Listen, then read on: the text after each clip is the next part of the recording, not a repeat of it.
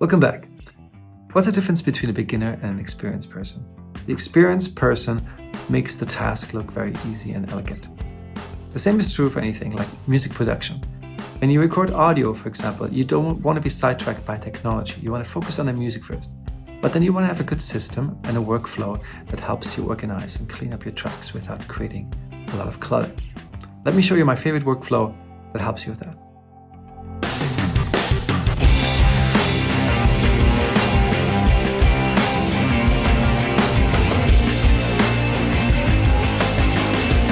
Hey, welcome back to Musical Architects. What's a good workflow when you work with audio? With MIDI, it's quite a different approach, but with audio, we have multiple things to consider. And I want to show you a workflow that really works well for me and is also avoiding clutter. Okay, so number one, I have a track open to record some scratch tracks or some vocals. Actually, I did a scratch track already, and now it was time to record the song and get the best possible takes. I have a little method here. I think it helps moving forward easily. I have a recording vocal track and I have a playback vocal track, or multiple ones. Why do I do this? Because let's say I'm going to record verse 1 and I'm doing multiple takes here. Then I'm going to say, it's time to record verse 2. I want to hear what I played or sang before. So if I'm going to record on verse 2, I want to hear the end of verse 1 so I can pick it up. If I have it on the same track, the only way to do that is by doing a punch in, punch out. But this is a simple version for me. And then I can just drag it down. Even more so, I can drag it down maybe to different tracks. For example, in my chorus, I might make a duplicate of my track with my effects on already, but I might say lead chorus. And on this track, then I might have more reverb or a different set of compression because I'm singing slightly different in the chorus. Maybe there's more volume going on. So one track for recording, multiple tracks for playback. And I can drag it down to a double track, to a harmony track, to a echo track, whatever I want. But I have one armed and ready to go. That helps me and saves time. So how do I start?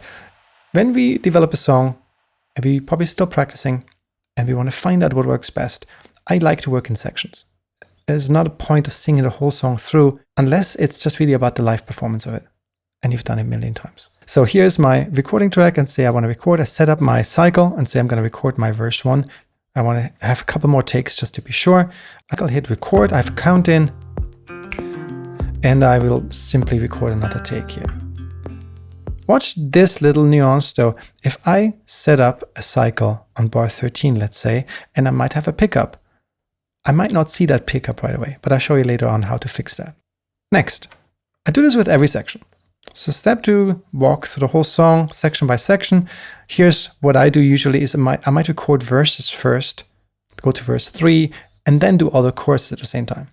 In the end of the song, I often go back and do the verse 1 more time, because by now I'm warmed up, I get the tone that I want, hopefully, and I have a better warmed up voice to do my verse intro again, which is really important because it's the first connection to the audience, hearing the singer.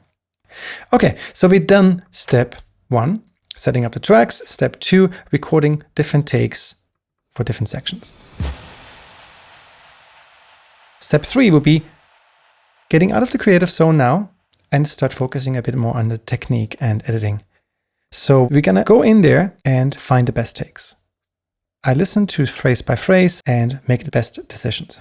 I might know that my last takes were actually the better ones, but maybe I miss a word here and there, or I sang something wrong and I can go back to earlier takes. Simply listen to phrase by phrase and make the best decisions. That's what we call comping. I do this with every section. I can also select all of them and show them like that.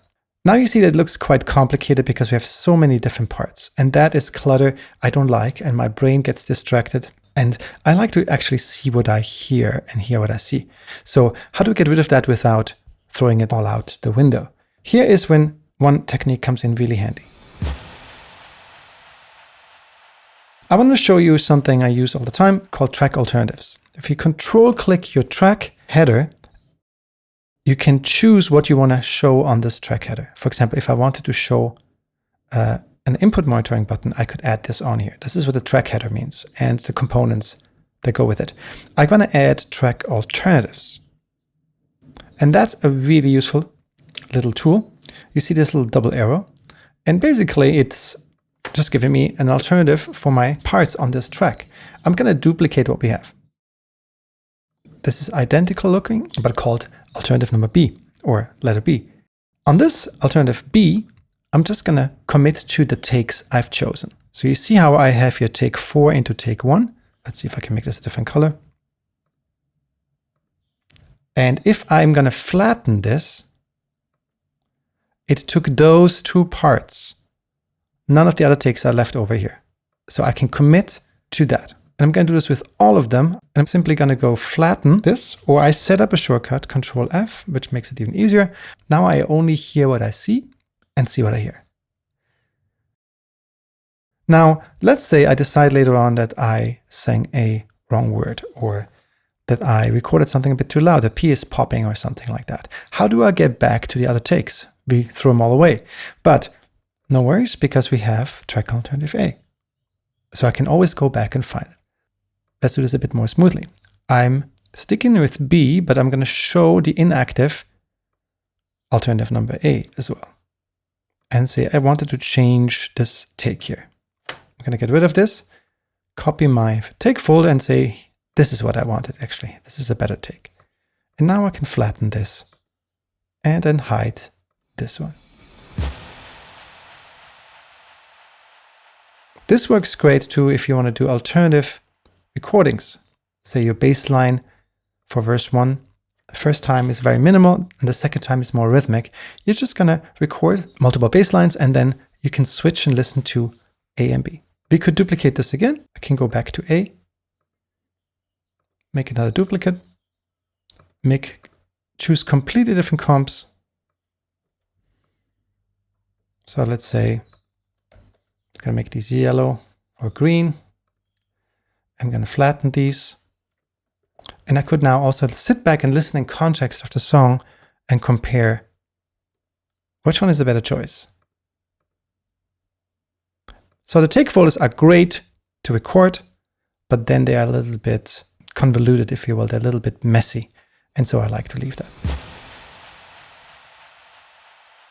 I hope this makes sense. Now, finally, what we have to do is the last step is we have to make sure the transitions are all good. I'm going to solo this. I'm going to listen to it.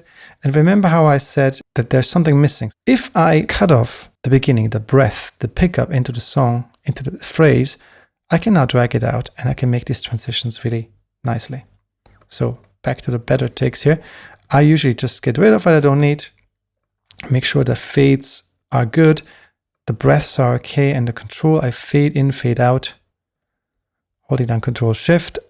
This one looks like it's cutting off a little early, so I'm going to listen to this, but I already see songs. But how? Yeah, S was cut off here, and I can make sure that all that looks good, and then even more importantly, sounds good. Do we need to connect this? And that could look good, but I don't know how it sounds, so I have to just listen. Ooh, yeah. I hope this makes sense. I have another video coming that shows you how to clean up all the noises very easily in between these takes in case there is too much noise going on. So thanks for watching and let me know how it goes. If you want to go deeper, check out the links beneath and check out my courses and the free PDF, my song evaluation blueprint as well. Have a great day and stay creative. And I'll see you next time. Thank you so much for watching.